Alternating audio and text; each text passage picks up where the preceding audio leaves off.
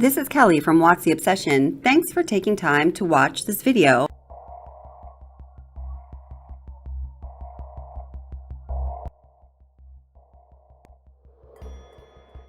As you probably know, if you've been following this case, Steve Goncalves, Kaylee Goncalves' father, has made a lot of media appearances, and he has done a lot of interviews on a range of different networks all across the board as far as target demographic audience and, political leanings. And he's just done a lot of interviews, and he has said a lot of things.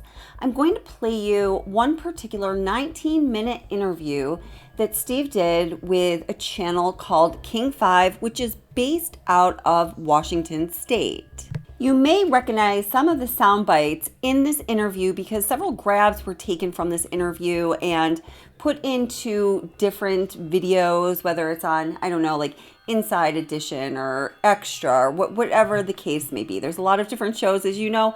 All of the shows that might cover a true crime case have covered this case. That's for sure. We've all seen it, right? Now, the reason why this particular interview came to my attention recently is I noticed that a lot of people were commenting during live streams or just in comments in the videos, or I would see it talking about it elsewhere, commenting on the deleted interview, the lost interview, the deleted interview. And I was really following this track of different comments, people talking about this lost interview. There's some stuff on Reddit. It's really all over the internet. And I was able to understand that it's the lost interview or the deleted interview that contains the soundbite where Steve Goncalves talks about Bryan Kohberger touching the Wi-Fi at 1122 King Road. This is the only interview that Steve Goncalves talks about Bryan Kohberger's phone touching the Wi-Fi at 1122 King Road in, on its face terms. During this interview, he's also asked about the 8-hour time lapse between when the tragedy likely occurred and when the 911 call was made the following morning. And you'll see what his answer is. He talks about some of the kind of hot topic issues in this one interview here, this so-called deleted interview. Now, I honestly don't know that this interview has been completely scrubbed from the internet. I will say it is hard to find. Any interview or segment with clips from this interview in it are really difficult to find when you're just, looking around for content on this case.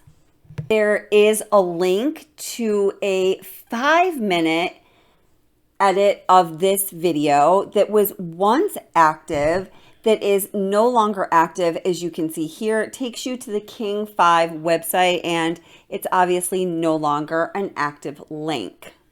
So when I realized it was this interview that people are referring to as the deleted Steve Goncalves interview, and I looked for it and I couldn't find it. At least I couldn't easily find it. I was searching for maybe 15 minutes. I can usually find just about anything within 15 minutes of searching on the internet. You just got to pick the right target words, right? I went through my own personal files on this case, and I have almost, all of the important things, in my opinion, that have come out, I have archived in my cloud, and I did have this full-length interview saved. So I want to play it for you guys. And I'm going to watermark it. Anybody is welcome to use any part of this if you want to. That's not the reason to watermark it.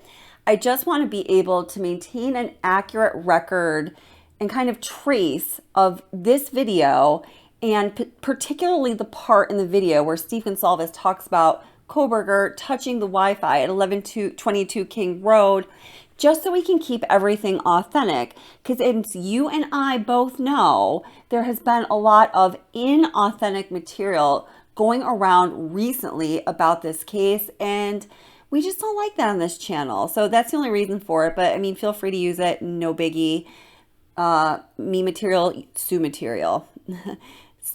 Spanish, English, I don't know. So before we get to playing the 19-minute Steve Goncalves supposed deleted interview, I want to play for you just a little portion, a couple minutes of a live stream that went down on the channel last night. I had two great guest panelists, Just Larry, my buddy from way back when, and Richie 7G. They were both super smart, had a lot to contribute to the conversation. And we were asking the question, because it's a question that's been widely asked across the true crime community.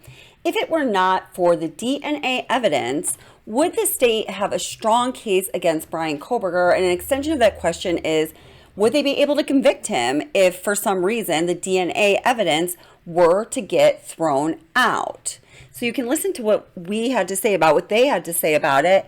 And I'm wondering now, if Steve Goncalves' statement is true and Bryan Kohberger's device did touch, so to speak, which I believe means connected with, the 1122 King Road router, would that be moving towards a piece of information that is not that itself, but there might be something there behind the curtain that is a slam dunk anyhow, even without the DNA evidence? Just take a listen, and I think you'll get a better idea of the question that I'm asking and why this statement from Steve Goncalves might be critical.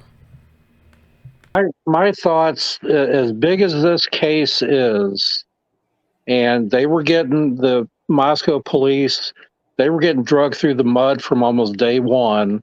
You know, this little podunk police force, they can't do anything. They're messing. I don't think they arrest that guy unless they had something definitely nails him.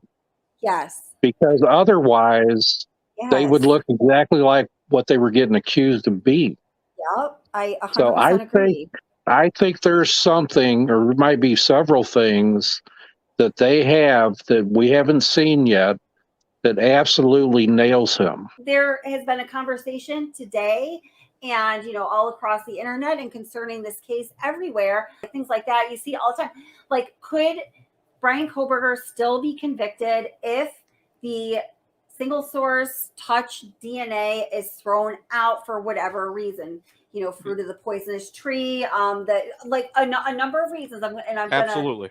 I don't know, certainly don't know everything about the discovery even that's been mentioned or the evidence that's been mentioned and the probable cause affidavit, because there's still huge piece missing. Well, something I do know a lot about is cell phones and pinging and GPS and AGPS, because I used to work in the telecom industry, and we're not going to go into that. But I think that there's indicators within what we know that there's going to be multiple mobile devices, and there's some other things that I think are going to be much more solid than we know right now. But I think, to like what Richie said, I think that there is a humdinger, like they actually do have the murder weapon, or they did find the buried clothes or something like that, something like what you're saying. Because I don't think, listen guys, we had the FBI involved the whole time. They had a mobile crime scene lab that was up to full capacity on day one from the FBI out in the parking lot next to that house. There was the way that they were so cautious and they were so measured and they were so disciplined in holding things tight to the vest and keeping things in order. There is no way they were going to move forward with these charges if they did not all but know that they had enough evidence for to convict when it finally got to trial. Exactly right what you're saying. I think a lot of people need to remember, and sometimes I see this too much in some of the chats and different things, people, you know, circumstantial, you know, everything I learned in school and college and in all my criminal justice and criminal law classes, and whether it was constitutional law, all that was contrary, and also working for a law firm and dealing with handling cases where I actually would be involved with things, and I learned, picked up a lot from discussions, is that circumstantial evidence, contrary to popular belief, is far more powerful than direct evidence. And you don't even see, like Richie said earlier, you don't even see the defense right now disputing a lot of the facts that we already know. I haven't heard them dispute many of the facts already that are even in the PCA. They're not disputing much of this. That sounds like he said earlier, and we discussed already, they're going to go, their tactic is to go after the police and to go after procedural issues. There's not much they can, like some people are saying, well, DNA, it could have been touched from here to there to there to all these different, all right, let's say even there's a crazy conspiracy of that. Well, then you add the totality of the circumstances, which is, all right, there's that, but then his car's seen there, and then they go and get the data. So they didn't arrest them. They didn't just say, let's grab Right. this guy with a white car. They were still following him on his trip all the way to PA, because they were still actively seeking search warrants from the phone company, and then expanded upon those as well. So when you add all those circumstances of where the pings are, and these pings aren't just off of some random, I mean, you could ping and find things pretty clearly. And then there's also the cameras. People are forgetting. I mean, maybe we got to go back and read the PCA again fresh, that they also had the camera footage. They tracked his car from Pullman, from the street camera, and all those cameras, driving into Moscow, driving back. Oh yeah. They got street camera footage of his car doing it. They have his phone when it turned off, when it turned back on, when it got back there, and then of course the fact that the car's seen. Then you add the DNA to it. I mean, what are the chances that he coincidentally spent 4 a.m. in the morning and he couldn't sleep that night and took a random trip and drove by their house, and then totally coincident that, oh my God, there's a quadruple homicide. On top of that, the person that committed the murders happened to touch something that he touched too. Right. I mean, come on. Thinking about the fact that it's been 2 months without them, without your daughter, without Maddie, without these young Xana and Ethan, do you feel like you finally have some semblance of answers? And obviously the justice process hasn't happened, so innocent until proven guilty. But what are you feeling now that we know who the suspect is? I feel relief. It was nearly 7 weeks of absolutely no clear guidance that we were on the right track. We had evidence. We knew there was evidence, but all that can mean nothing until you have a face and a personality to put it towards. So when we found that out, luckily it was in the middle of the night, 10:30. We were able to run around the house, wake everyone up, and say, "Hey, you know what? We got this guy. We got somebody." But you tell yourself to be careful, because you never know for sure. It's a defendant, and it's not done. There's still a lot more work to do. So that's where we're at now. We're ready for the next chapter to be, okay, we're going to go in and, we got the affidavit, and we've seen that it wasn't a page, it wasn't 2, it wasn't 3 or 4 or 5. It was long. I believe it's like 14 pages, maybe longer. And, you look at that and you're like, all right, it was worth the wait. And, they had a lot of evidence to show for that. So, we're on the right track, and there's still a long ways to go, but it feels good. It feels good to be where we are right now.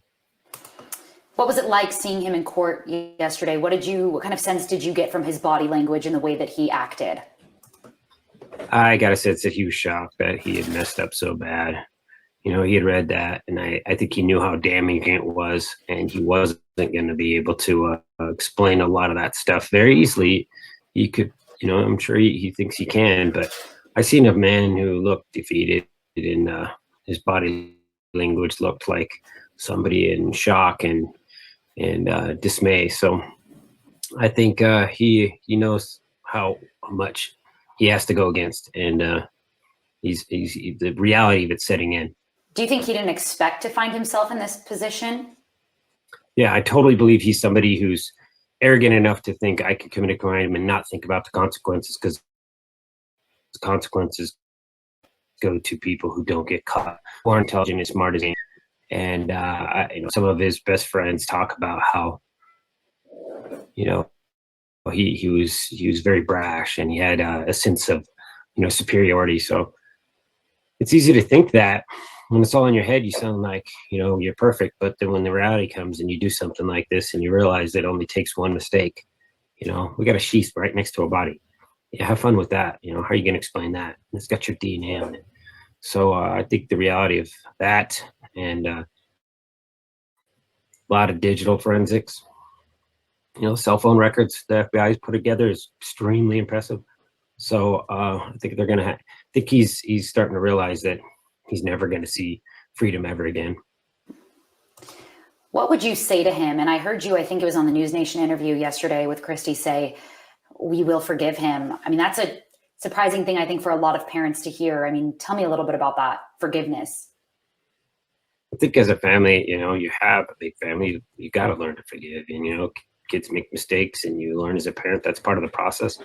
But we've all known in our family, there's nothing more hard to get over. It is when you decide to take somebody's life, you've taken their opportunity to ask for forgiveness from other people, and that's the end. I said it, you play God that day when you do that, and when you go and do something like that, the responsibility is you're going to have to take that person's place if you've done it in a fashion that is unfair and unjust. And I think that's what the court will be determining, was this unfair and unjust. And once that's determined, then that's what the law is there for.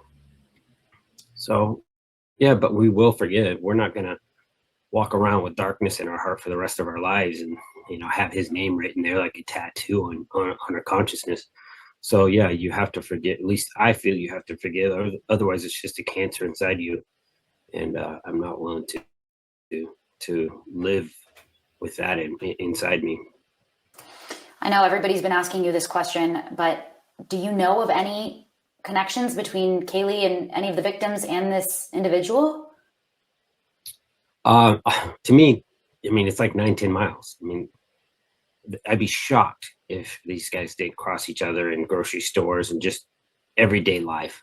So I'm not going to be that surprised that there's going to be some type of thing that comes up in, I've said it, whether it's a grocery store or coffee or something. If he was over there for a year, I'm assuming that he followed them and he may have figured out what their patterns are. And then, he tries to bump into them, or he tries to hang out in those spots and, coordinate, trying to cross in. But I don't know how important they really are at this point. I just know that it happened, and we may figure it out as the case develops.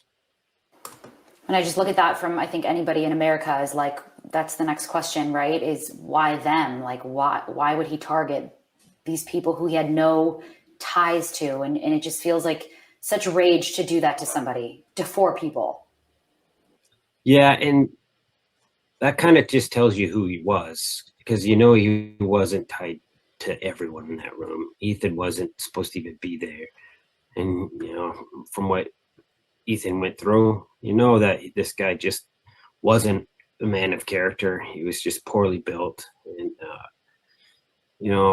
there isn't going to be some kind of connection that I would think that would explain this. You don't think there's going to be some kind of connection that will explain this? No, what kind would? Behavior could explain somebody being this brutal to another human being.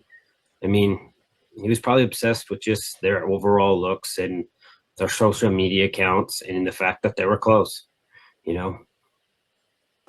Makes you sick. It's sickening, I'm sure, to see the information that came out in the affidavit about how he had been by the house multiple times prior to the murders as well. I don't know if you guys knew that early on. Yeah, and close enough that he was touching their Wi-Fi, that his phone was touching their Wi-Fi. Yeah, so you know how close that is. If you've had a laptop, you walk out in your front yard, you're not going to get too far. So I don't think I saw that part. Wow. Again, similar to the connection, but motive. Any indication as to, like you said, there's nothing that can explain this, and you can't make sense out of something that doesn't make sense. But any motive that you guys have gleaned from all of this? I'd just be guessing, but he taught a class that studied killers and how they did these things. I think he thought in his little fantasy world that he was going to teach a class where he actually did it and no one had a clue. And then that gave him a sense of superiority. Like, you're getting your grades, graded by somebody who actually has lived this lifestyle. So, but that would just be my guess, though. When things like this happen and suspects are found, I think so often the media attention turns to the suspect, and we don't want to glorify, and we don't want to keep plastering his picture.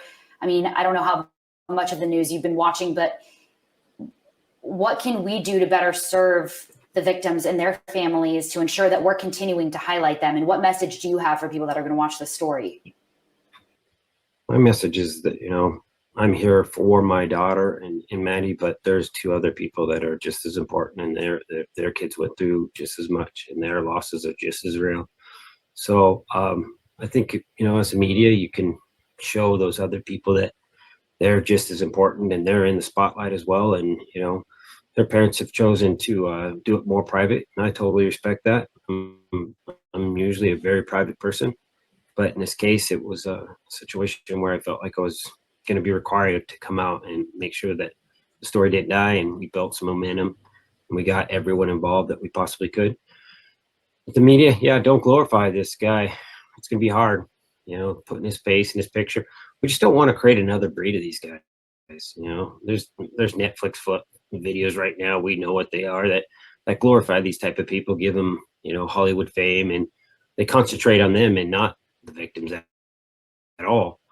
And the story is all about them. So I hope the story here is all about these kids and how they did everything wrong. I mean, they did everything right, and somehow this turned out wrong. So we have to look at, like, what do we got to do in society to where we can identify people and make sure that we catch them before we lose such a powerful set of people, or even one person is unreplaceable. So I think society needs to kind of do an audit check on itself and figure out, you know, what our priorities are. And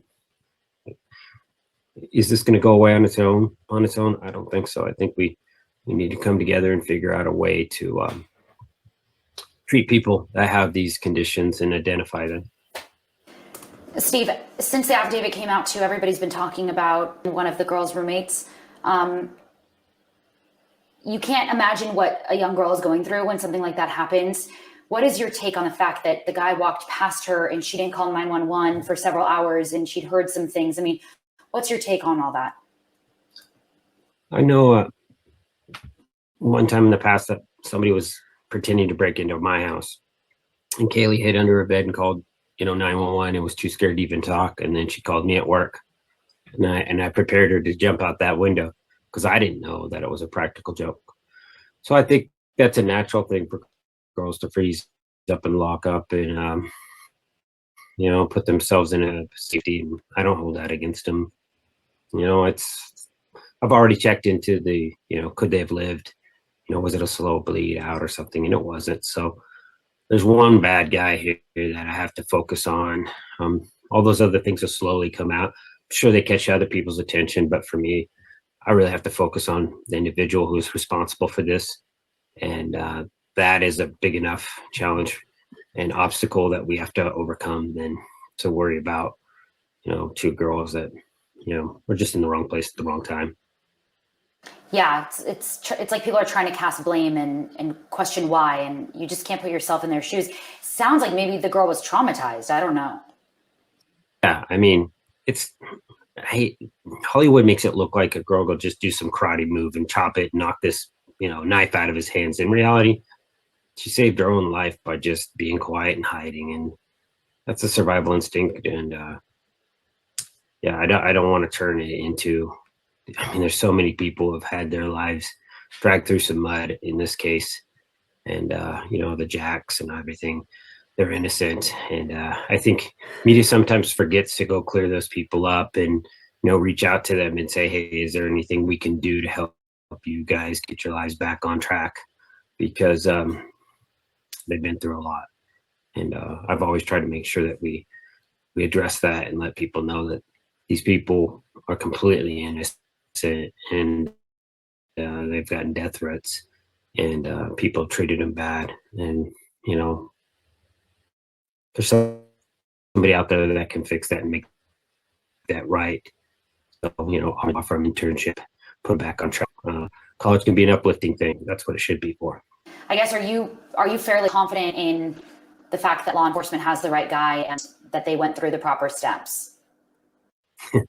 Yeah, definitely. I mean, it took forever for me, but I think, I mean, how many agents do we have? We have like 60 some agents. So if there was ever a dream team to solve a crime and put it together correctly, we got them. So that's why I just sit back and now it's just going to be a slow drag. And hopefully when we go to court, it doesn't turn into a circus show of, you know, this guy and a prosecutor. All this stuff just goes cleanly, and it's not turned into, you know, a drama. Yeah. It's looking back, so frustrating. a dad of who was a wonderful and beautiful woman. Can you tell me about Kaylee and what you miss most about her? I miss what she meant to the family. She had a role in the family. You have 5 children, and you think that every child is unique and different, but they bring something to the family, and she knew where she fit in. She was the one who was the planner, the organizer, and always wanted to push the envelope a little bit. If we wanted to go on a week vacation, she wanted to make it 10 days. And if it was going to be to one country or 2 countries, she wanted to make it 5 or 6.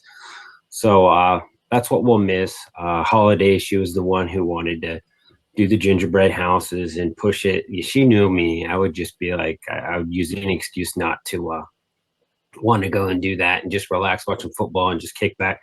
But she knew to make memories, you got to do those type of things. So we'll miss that that gift that she brought to us every single day. And she was a little ornery too, so we'll miss that as well. My family, we don't not everyone's just perfect. So good jokes and a little tease here and there, that's totally fine with us. What did she love and what did she maybe not love? You know what? She was the first one that stepped out and liked the country music, and we'd kind of razz her and we'd tease her a little bit because nobody else did, you know. But that's how she was. She step out on that ledge all by herself. So she loved doing that and going to concerts and hanging with her friends. She'd go buy some goofy little barbecuer and a tent and an air mattress and think that she was gonna, you know, spend a weekend out on the Gorge concert or some concert along those lines. So that's the main thing that you know, we remember that, and no one else is really into country. They kind of got into country after her because she kind of forced us all to start listening to it. But she was like that Taylor Swift girl that, you know, loved that stuff and was playing it in her room as she was cleaning it all day long. When you think about her and Maddie's friendship, I mean, 2 best friends who went off to school together, the fact that, and you said this in the vigil, that they were killed in the bed together. When you think about their friendship and what Maddie meant to you, will you tell me a little bit about that too? I just read a letter where Maddie wrote to Kaylee talking about their friendship, and you know, it was powerful. And you know, they were beyond sisters, you know, because sisters are, you kind of forced to get along. These 2 didn't, you know, they weren't forced, but they were close enough to where, you know, if they got mad and one was deciding to go somewhere else and the other didn't, they always patched up and they always got together and, you know, planned these crazy trips that they did together. They were just like yin and yang, and it was nice because, you know, Kayla would come over to the house or over to their house, and then Maddie would come to our house, and then they were opposites. Like her house was empty and nice and quiet and peaceful. She could do her homework, but Maddie wanted to come over here and play with her sisters. And, you know, and I feel like a big sister in our house, and she was always good with the kids. So it really worked out to where it was just a natural fit.